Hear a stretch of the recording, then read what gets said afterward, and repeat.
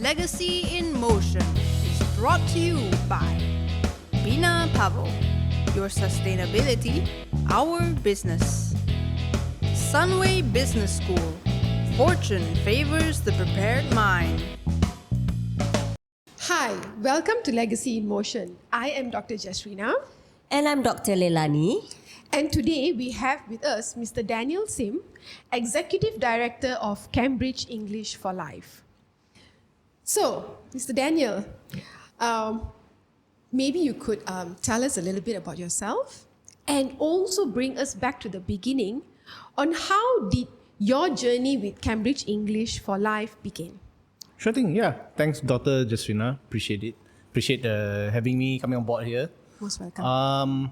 I'd say that for my journey, you'd be surprised. I actually started out as a aircraft engineer for Malaysia Airlines. Yes. So I went through the apprenticeship program. So my entire background was engineering to begin with.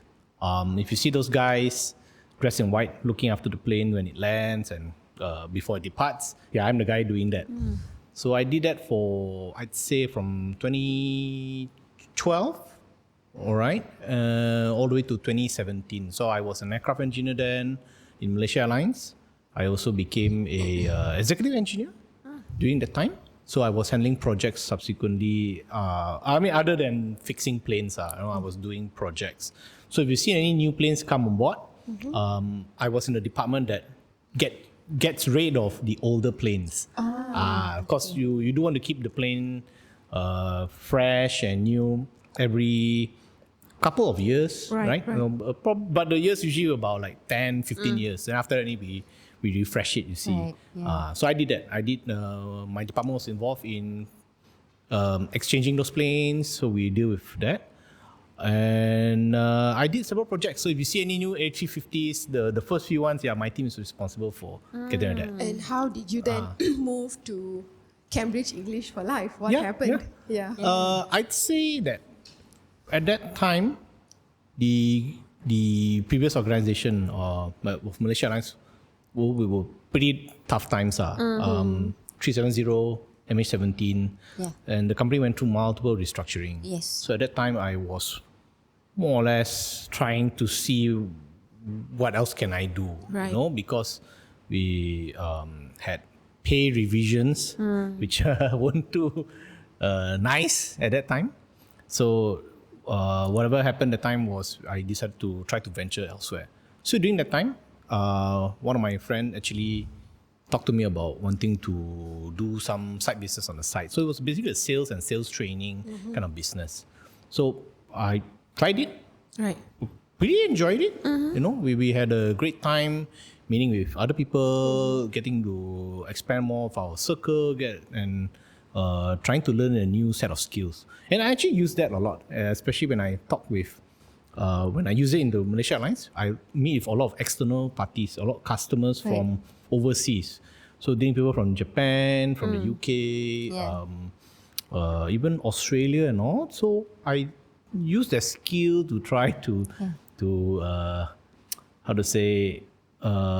bond with them better. And that actually helped me a lot in my previous job. So how I came to CFL, around, I'd say late 2017, late 2018, by that time I already left Malaysia Airlines.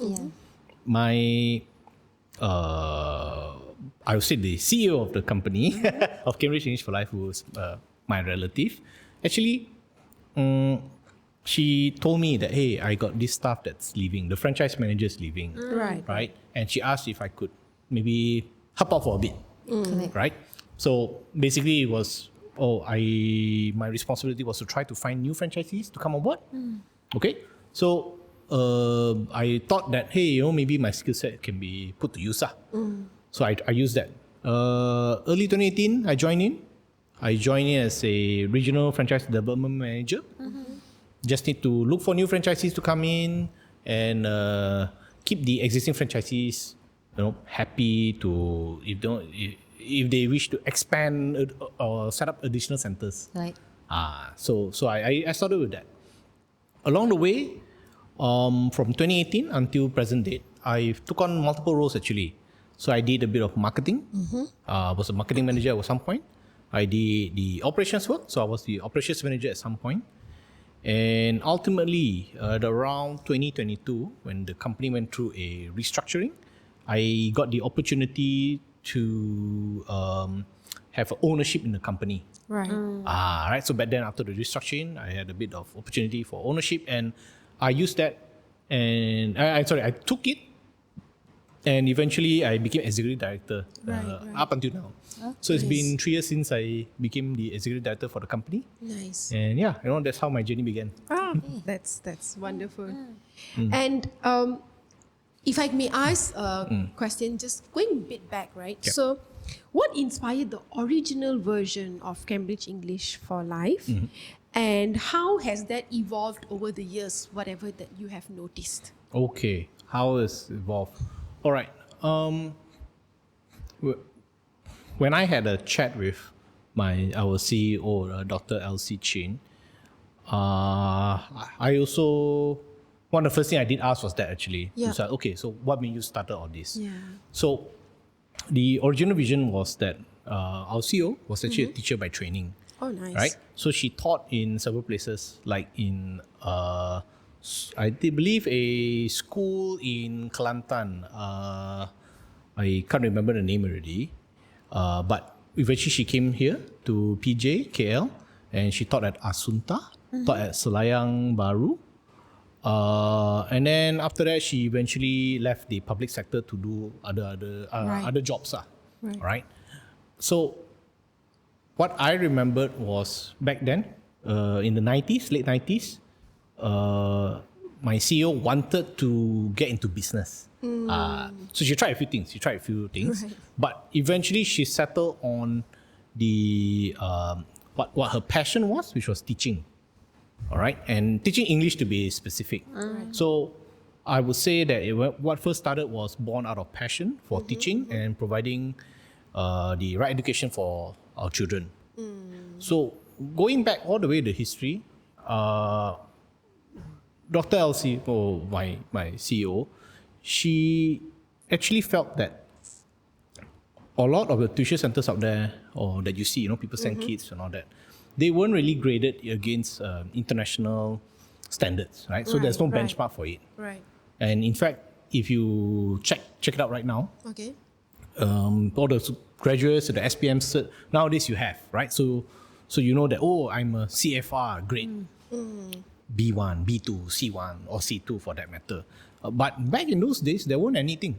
Pretty much by the time you finish SPM, then only you realize that, that's my grade, right? Or your SPMA and so forth. But it's not benchmarked against any international one. So when my CEO first started, plan out this one, she said, okay, I'm going to do one, and I want to benchmark our children, or our students against an international standard. So that kickstart where she got into the business, and eventually she's engaged or worked with Cambridge from the UK, right? So Cambridge from the UK, they have this syllabus or standard called the CFR, Common European Framework of Reference, right? And that is a good benchmark of identifying children's or students' English proficiency or level. So she started with that. She wanted to make sure that, look, when we teach, we must make sure we teach at a level that is internationally accepted, that everybody can will be able to use it. All right? Yeah, which I think makes a lot of sense because, even if they want to study locally or they want to go abroad, right? That would be great. Yeah. Exactly. But you have to understand that most of the time, most of the students, when only you pick up all this, you pick up at when you're Form 5, SPM. Right. Otherwise, before that, you don't have to worry. They don't see it Yes, as exactly. urgent, Right. Until it's too late. So what my CEO wanted to do was to look, we're gonna make sure that we prepare our children as young as possible. But we gotta make sure they're graded against an international level. So it started with that. And I'm proud to say that we are one of the first companies, private companies in Malaysia that is registered with the University of Cambridge as an authorized exam center here in Malaysia. And this is nice. for the Cambridge English. 119 Ah, or no. no? The Cambridge English qualifications. Okay, Yes. Cambridge English qualification. Qualifications. All That's right, that's right. Okay. It's interesting to hear that, when you refer to the students, you're actually using the word children. Children. I think it's very close to your heart, very close to the CEO's heart, that the students are children, are your children, Yes, Cambridge, the learning centers are children. So a personal touch. It's a Yes, personal yes, yes. touch, yeah. So I want to go and touch an angle on family business. So Dr. Elsie Chin, who is your mother. Yeah. Yes, all right, okay. And, has she always envisioned CEFL as a family business? And, and whether the succession planning has already taken place? Because I hear that you've already, you are now the executive director and have given shares to the company. So how has that succession, how did the succession took place? And, is it still going on in terms of, whether it's Is it? Are you guys management going succession? through it? Yeah. Or whether it's more of the ownership succession. Yes. Sure, no problem. I believe when she first started out, the entire business of the brand, I believe we never envisioned it will grow to as big as how it was, right? So from 2 centers when we first started out, one at USG 21 and Kota Kemuning. You started in Kota Kemuning. USG 21 and Kota Kemuning. Kota Kemuning, USJ and Kota Kemuning. Yeah, Okay. so we had 2 centers Right. in the beginning, and it sort of like grew and grew year after year, and then eventually now we have 70 centers across Malaysia. I'd say that in the beginning, it wasn't planned for as a family business per se, right? So it's just more like she doing it to support the family and try to give us all a better life. Right. In fact, personally, I never envisioned myself joining the organization. Okay, yes. Right? Because you were busy repairing and Yes. making sure the aircraft are tip-top condition. Exactly. That was the pathway I more or less chose. So I never envisioned I was going to head to the business sector. But, I'd say that when I was doing a bit of the sales training, I sort of grew into the idea of doing my own business. Okay. So I'd say during that point of my life at 2015-17, it's more like trying to find what business I want to head towards to. Right. So it was always there, but much later. Right. So it is only when I joined in to initially help the organization first, right? Because I wanted to fill in the gap, try to help my CEO in terms of the business. Right. Because sometimes when she comes back from home, I can hear, this problem or that. Yeah. So that I thought, maybe I can help out reduce some of the stress and see. And I thought, see how I can contribute. Yes. So I started from there. And it was only when at 2022, when there was a restructuring in terms of the ownership and management, then I sort of became co-owner of the business. Yes. And then that's when, now we got to talk about this part here, the family succession, the planning, what we do, the continuity of the business per se. Yeah. So I'd say, that sort of changed. And right now, we made it very clear that she definitely wants to continue as long as possible. After all, she's the owner, so she can do it. Yeah, so there's nobody going to stop her from that. While at the same time, I work to prepare the organization so that when the time actually comes and maybe perhaps, she wants to retire, we are in a better position to handle most of it. Yes. So that's where we are, still planning, arranging, but at all times we are still working together as best we can. Okay, lovely. I mean, so this is a mother and son doing it right now. How many siblings do you have, and are they also involved in the business? I have one younger brother, but he's not in the family business, Right. but he did he is started his own business. So he's a dentist. So he opened his own clinic. Yes. Okay. Lovely. Okay. So, good, yeah. entrepreneurs all around in the family. Yeah, then. exactly. Yeah. Looks like it. Somehow, no matter how you try to venture away, you come back. Come back. Yeah. Sorry, one more question, Jess, to Daniel.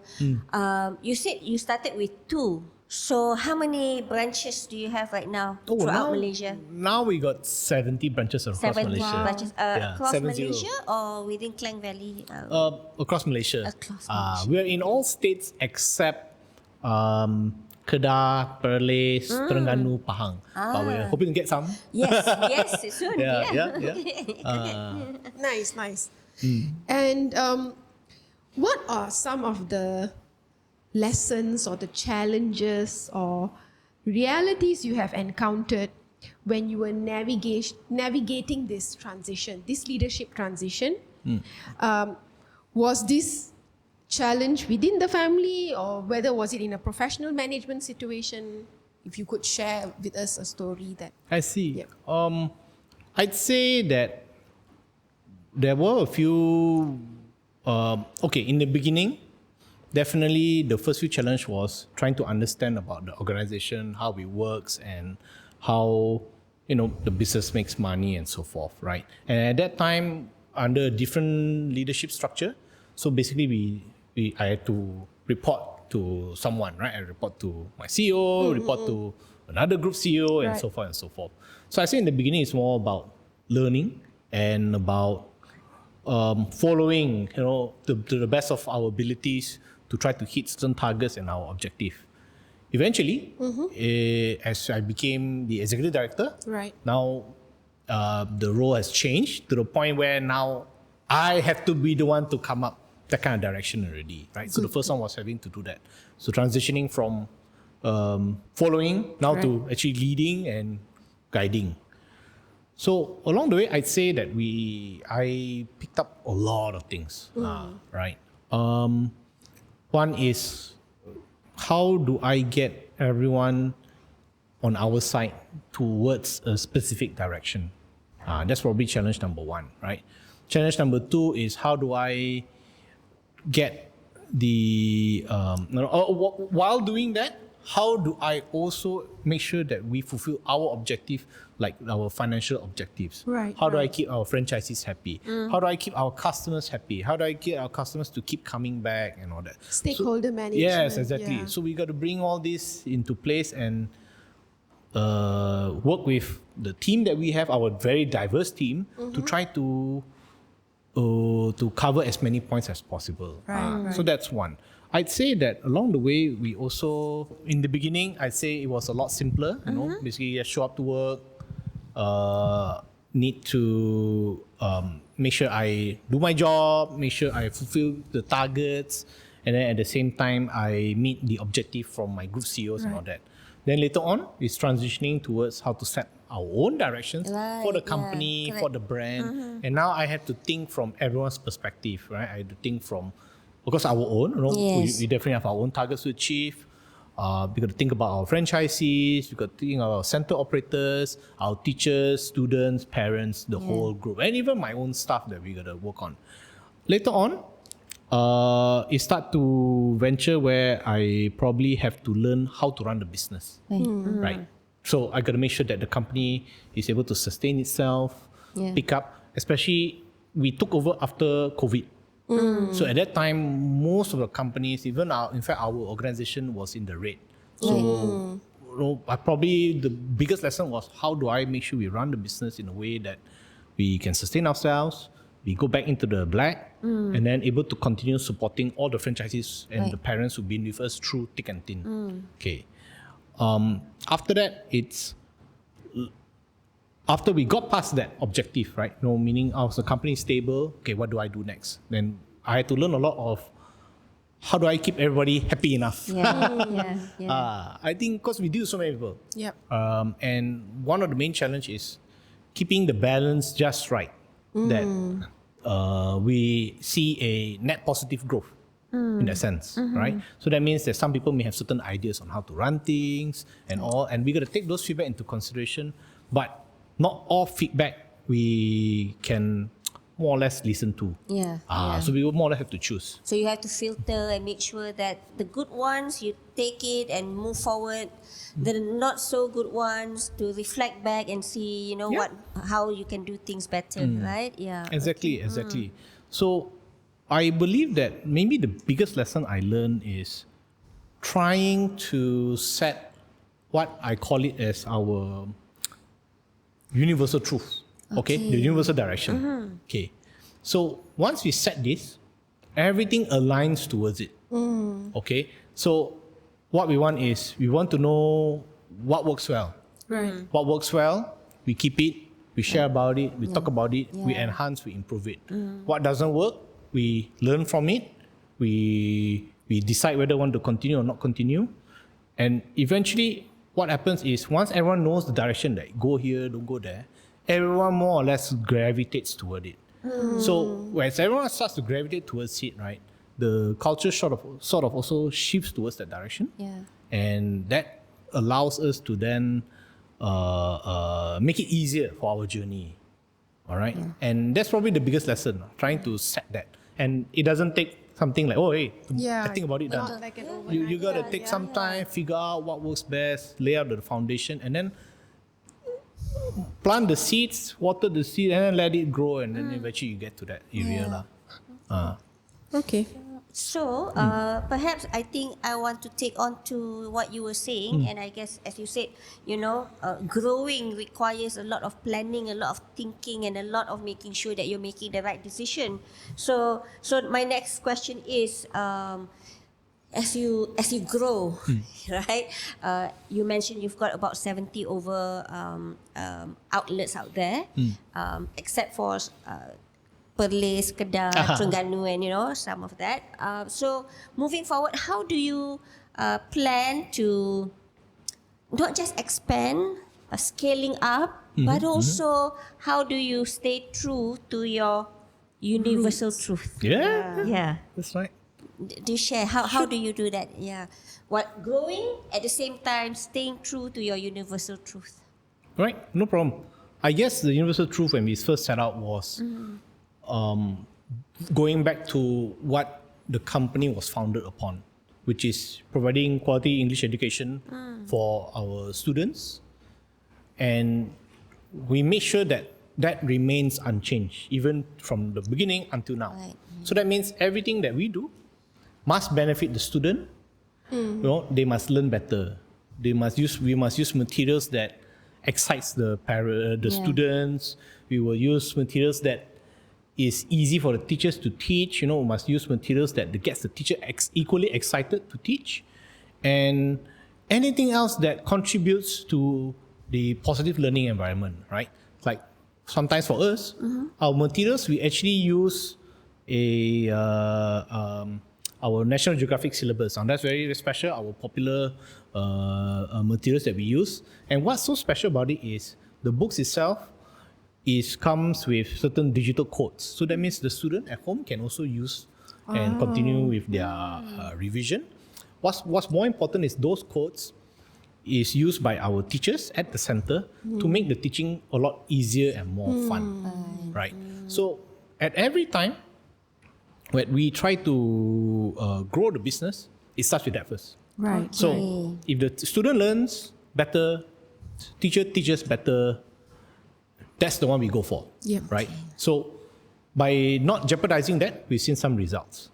And what we always do for us is we also help out with our that's the academic side, right? We also have the business side, right? So part of it is we try to make sure more and more people know about what we offer. So we invest a lot in digital marketing, right?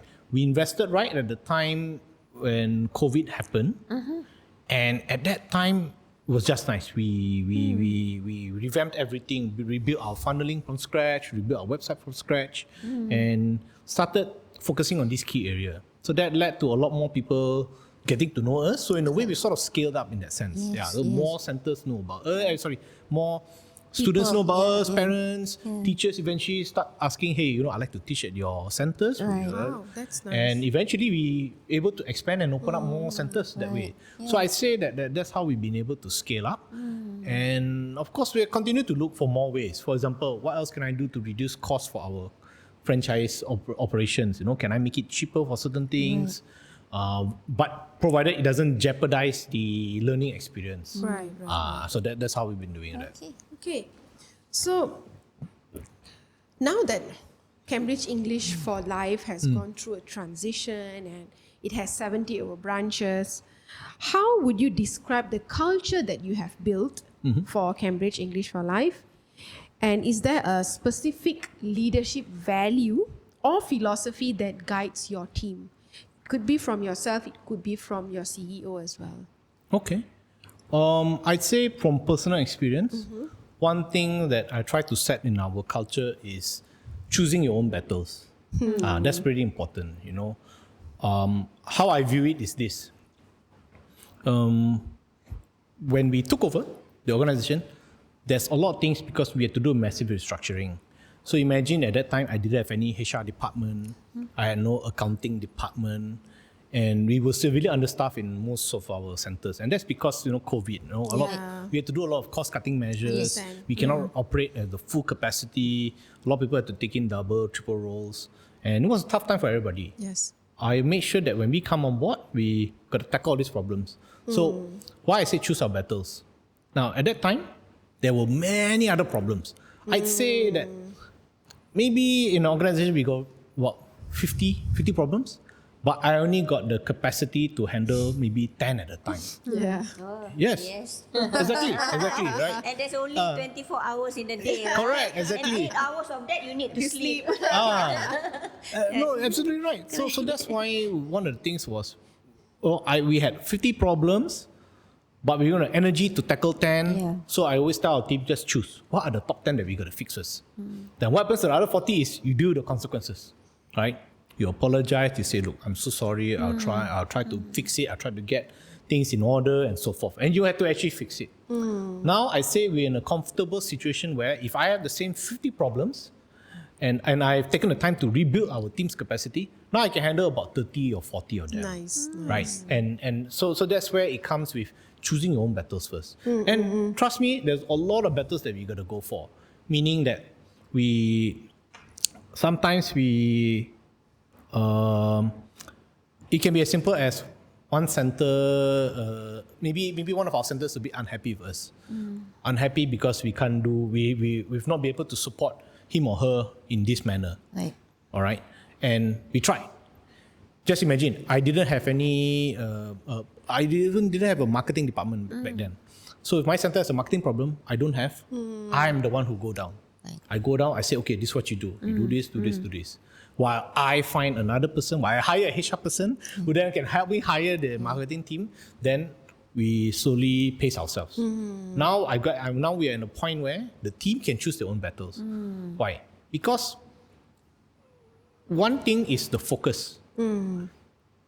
That 50 problems that you have, everybody's going to come at you one time. So you need to choose. Now, it's not just me, but my team themselves have to learn how to choose. So they will choose based on priority. Which one needs first? Which one will impact us immediately? Which one, we'll ask for extension or delay, things like that. So then that part that involves me teaching the team to try to prepare. But I will tell them, choose your battles also. In fact, another key lesson is not all battles you have to win. You get what I mean? We get a lot of customer complaints all the time. Right. No matter what you do, good time, bad times, customers will complain. Right? Why my son not learning this? Why my daughter not learning that? Why this? My son play the phone. Why your teacher never stop them? These are the common things that happen that, yes, we do treat them seriously, but end of the day, we have to decide between this problem or something bigger. Then we tend to focus on that.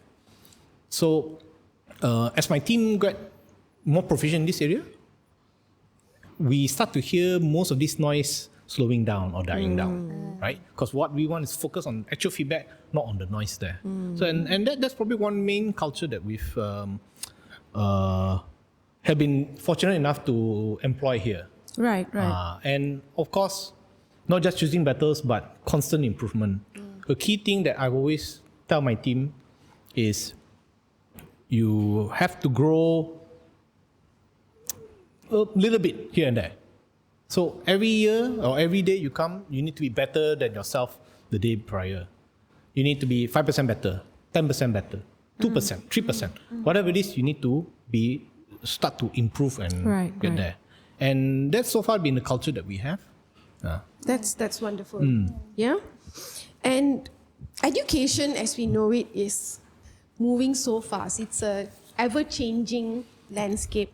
Every day there's something new, thanks to technology as well, right?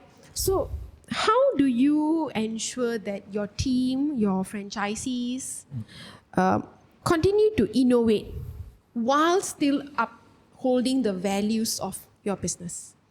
All right. I say that one thing we set a rule for us, right? Which is the best idea must win. Okay, it sounds very simple, and in fact, it is very simple. Whoever has the best idea, you win. We go with the idea, all right. And what we do is your idea making the student learning better? If yes, your idea win. Is this idea going to help you save some money at the same time without jeopardizing the quality of teaching? Yes, okay, then we go with the idea.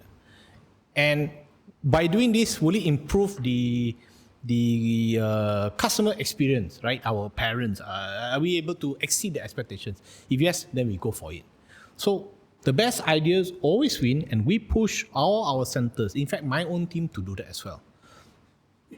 Because of the human ingenuity, innovation can happen at any time.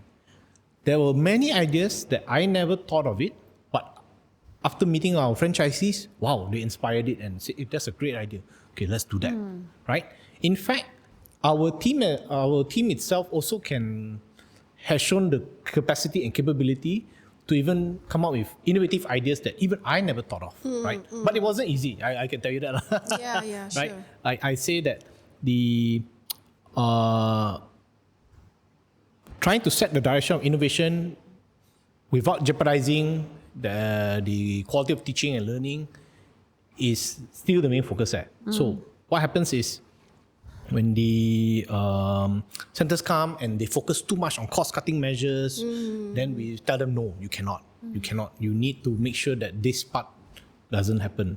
Especially when some centers say, hey, no, we don't want to do, let's say, a great example, during COVID, right? During COVID, we ventured into digital learning. So as we ventured to digital learning, everybody felt, oh, very convenient, very nice, right? I get to reach more customers. Wow, no need to come to my center and learn. Just imagine that. So what we, when we studied that, when we look into that, right? It poses a problem because when we did the study, between digital learning and face-to-face learning, we find face-to-face learning still more effective. Nice. Right? And in that area, unfortunately, yes, due to the innovation of Zoom and all that, we said no. We still need to go face-to-face. Yeah. The children still needs to come. Exactly. Yeah, right. Yeah, to be with Correct. Yeah. So teachers. just imagine children, 7 years old, 8 years old, you tell them, hey, go online class. Yeah. They turn on the computer, they're not going to be learning Definitely anymore. no. Right? But the parents want that. Parents want this, teachers, centers want it because cheaper. I said, no. We're stopping it. You all come back to class. Why? Because it's more effective. Yeah. So we never skim on that. Right? Now, for the older ones, the adults, okay, you still can play around with that, right? But not the children. So in that sense, we actually did not go with that innovation, but proceed. But we innovate elsewhere. How? Okay, teachers. So the teachers come to class, what we do? We prepare them with, make sure that each classroom fully equipped with the laptops, computers and all that so that they can access the media faster. Yes, we keep that. Another area would be, imagine books, right? A lot of people say, hey, now digital age, no need lah, we PDF, download the file, done already. But we find that no, books are still effective, right? Especially for very young kids. Look, just imagine if young kids come to my center, I tell them, okay, bring on your iPad and laptop. The parents are going to scream at us because, hey, why you're giving more screen time? So for that sense, we still can't innovate in that area yet, or rather, it's not feasible yet. But we'll work on other areas, right? So that's where it's important to see where when we want to guide this kind of innovation, we have to make sure that it doesn't jeopardize that. I think as an academic myself, I do resonate with whatever Daniel is saying. For example, face-to-face is still better. I mean, yes, it's good to have some online learning, because that's a different type of learning and whatnot.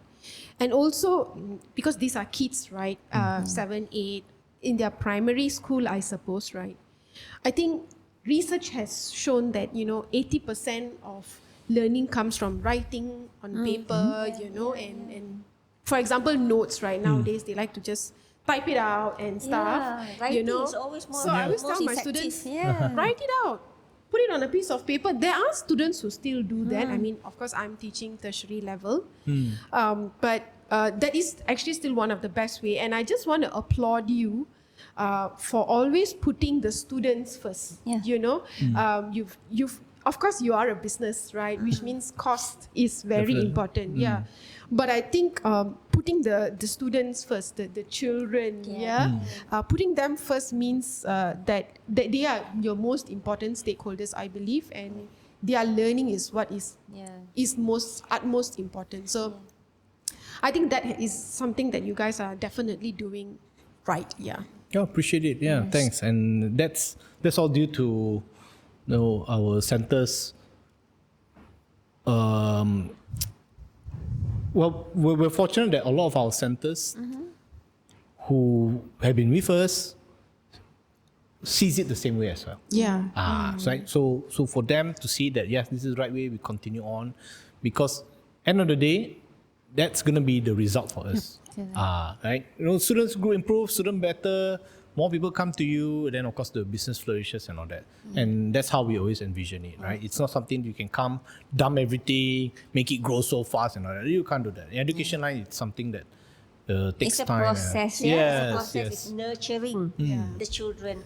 So Daniel, my next question would be, I hear that you not only have children, but some adult learners as well. Correct me if I'm wrong. But so for now, with AI, digital classrooms, how do you manage and also evolve, with AI? Using some students are using DeepSeek. ChatGPT. Not just the students, but teacher as well, right? So, but these are exciting times. AI is exciting times. So, how do you, as Cambridge Learning Centre, how do you maneuver through this trend and ensure that education is still the crux of the business? Okay. Yes, I think for now AI is like the hottest thing. Yes, it's very interesting. And I do see AI being of potential help, especially in the aspect of identifying what areas our students need more help with, right? So we've been working with several of our partners, right? From Cambridge Assessment, National Geographic Learning, and all our education partners who are trying to see how AI can help with that. One key area is identifying your students' weaknesses so that the teachers can intervene. 2, trying to make it simpler for our teachers, especially when they come up with certain customized learning, if the student actually requires it. So in that areas, AI is very helpful. And right now, we do agree, it is important. Now, of course, there's also the other side where people are worried, right? The AI is going to take over our jobs. It's going to change all this, and after that we don't need to come to class anymore, right? Now, I don't think it's going to happen like that so fast, right? I think end of the day, it's kind of like how when the internet came about last time. Yeah. Right? Everybody thought, wow, you don't know this already, all information there. But no, you still need to go to school and all that. Correct. Right? And I think in that sense, when you talk about education, it's still not going to go away. Right? The AI is not going to help you write your essay in class. You need to learn yourself what is it. Yes. And I think as humans, we're not going to let that take over our lives yet. Right? I think we, the way I see it is, it's going to be a tool for us. Yes. And how do we teach our children and students how to use those tools effectively is how it's going to help us as a human grow. Yeah. Right? I remember this quote from Steve Jobs. Okay, so back then when computer first started, right? He told this story where did you know that the most efficient animal in the world at that time is condors? Condors, you know, the bird that condors, comes. yes. So he's saying that bird is the most efficient. It means for the amount of energy spent, how much the food they can get, and how they this one. Condor is the top one. But humans are actually at the bottom, right? So what happened is we got a comparison, condors and humans, okay, now. But do you know that a human with a bicycle suddenly becomes more efficient than the condor itself? Yeah. Right? And what Steve Jobs said is the computer is like the bicycle for the mind. Right. So yes, with a computer, it helps unlock the human potential and allows them to take full advantage of it. And what you're seeing right now with AI is something similar back then. So the AI is going to help us unlock even more potential. And I believe if used in that manner, yes, it can help us. But it has to be viewed that way, right? It has to be done in that manner. And if everyone is doing it correctly, we get to the point where it makes all our lives easier, but more importantly, have to enrich our lives. So I think with AI, it's the usage of it, I feel. Yes. Again, also Exactly. coming from my personal experience with my students, I think, it could be a way you see that, they are being lazy, right? Because they just use it as they like, right? But if used it in the right way, like what Daniel Correct, said, it's actually very helpful. Yeah. Correct, exactly. In fact, I have other experiences where using AI, I actually learn at what areas that, that's a nicer way to put it. Okay, I learn from it as well. Or in fact, maybe I had no idea there was certain papers or journals about this, and then how you're able to synthesize information. Yes, then Definitely. in that sense, it becomes more useful. So we have one last question. Yeah. So looking ahead, Daniel, Right. What's your hope for Cambridge English for Life's future and the mark it can potentially leave on education in Malaysia and maybe even beyond? Okay.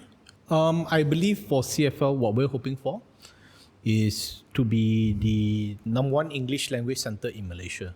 Okay. What we're working towards is we hope that we work to the point where when people think of CFL, they think of English, Right. and when they think of CFL, when they think of English, they think of CFL. So Right. it has to be either this way. So in that sense, we've done a lot. We are collaborating with a lot of associations in Malaysia, Malaysia Franchise Association, Malaysia Retail Chain Association. We're working with several brands locally. We've been working with US Pizza, we've been working with Kinohimitsu, Nice. Purin, and many others, right? Right. We also want to work more with our publishers to help expand on that. So ultimately, if you ask our short-term goals is, yes, I like a CFL center in every state, right? Hopefully. And then maybe grow to about 100 centers, and then possibly even expand within to ASEAN and hopefully to other places around the world. Yeah. That's the long-term vision where we're hoping Yeah, for. yeah. But same thing, we just want to make sure that when we do all this, we do not jeopardize the learning quality, the teaching quality of our students and teachers that you can find in our centers. Yes. We've worked with several universities as well.